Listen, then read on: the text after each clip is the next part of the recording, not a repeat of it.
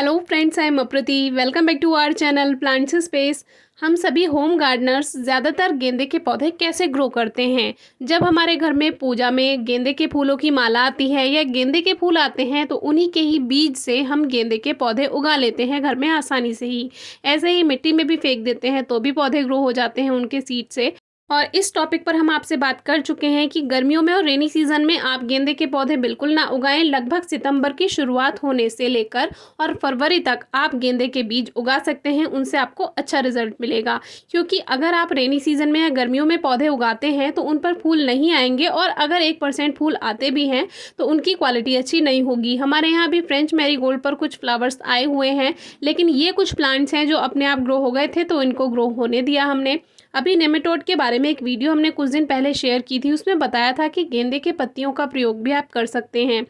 तो ये गेंदे के पौधे ऐसे ही आ रहे हैं तो हमने सोचा इसका एक और यूज़ करते हैं और ट्राई कर लेते हैं। पहले कभी नहीं किया है इसीलिए फर्स्ट टाइम ही ट्राई कर रहे हैं। एक तरह से एक्सपेरिमेंट ही है, आप भी ट्राई कर सकते हैं। तो इसके लिए हमारे ये जो गेंदे की पत्तियां हैं इनका हम प्रयोग करेंगे, और जितनी भी सॉफ्ट ब्रांचेस हैं उनको भी आप ले सकते हैं। तो इनको सभी को हम सबसे पहले कट कर लेते हैं। आप चाहें तो इसको पाउडर फॉर्म में भी तैयार कर सकते हैं, जैसे कि गेंदे की पत्तियों को सुखा लें और उसको पाउडर फॉर्म में आप तैयार कर सकते हैं और मिट्टी में मिक्स कर सकते हैं, या ऐसे ही पत्तियों को तोड़कर आप सॉइल में मिक्स कर दीजिए, वो भी काम करता है। इससे कंपोस्ट भी तैयार किया जा सकता है। इसको आपके कंपोस्ट बिन में, जिसमें आप सूखी पत्तियां वगैरह गार्डन की डालते हैं या किचन वेस्ट डालते हैं, उसमें आप मिक्स कर सकते हैं।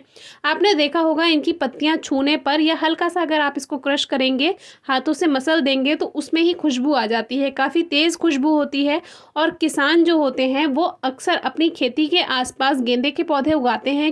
इसके कई फ़ायदे होते हैं, जैसे कि इंसेक्ट कम आते हैं, और दूसरी बात, जब इन पे फूल खिलते हैं तो उससे पॉलिनेशन के लिए आसपास मधुमक्खियाँ तितलियाँ आती हैं, तो फिर उससे हमारे जो फ्रूटिंग प्लांट्स हैं या जो खेती हम कर रहे हैं तो उसमें जितने भी वेजिटेबल्स हैं उसमें पॉलिनेशन में हेल्प मिलती है। लेकिन वो अलग टॉपिक है। आज हम ये फर्स्ट टाइम ट्राई कर रहे थे तो सोचा आपसे शेयर कर लेते हैं।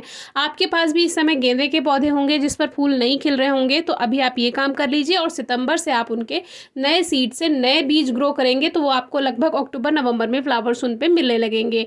तो हमने ये सभी जो पत्तियां हैं इनको छोटे छोटे पीसेस में कट कर लिया है, और इनकी जो टहनियाँ थी कुछ वो भी हमने कट कर ली हैं, क्योंकि टहनियों में भी थोड़ा खुशबू तो होती है, उसका थोड़ा सा अर्क होता है। तो इसको सबको हमने कट कर लिया और इसको एक बॉटल में भर दिया।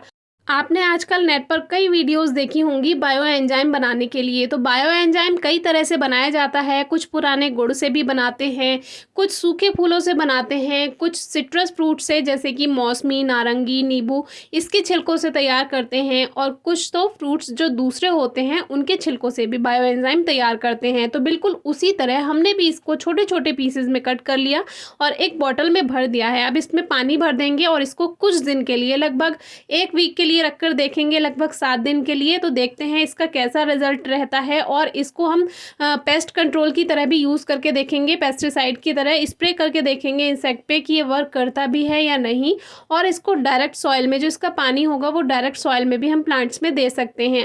ये बिल्कुल वैसे ही करना है जैसे कि हम पानी में कुछ दिन नीम की पत्तियां भिगो कर रखते हैं और वो अपने प्लांट्स में देते हैं, बिल्कुल वैसे ही। तो देखेंगे इसका क्या असर होता है। तो फर्स्ट टाइम ट्राई कर रहे हैं, बताया है कि ये वाला हमने पहले कभी ट्राई नहीं किया।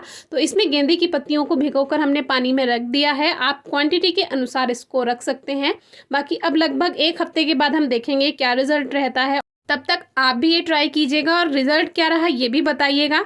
Thank you.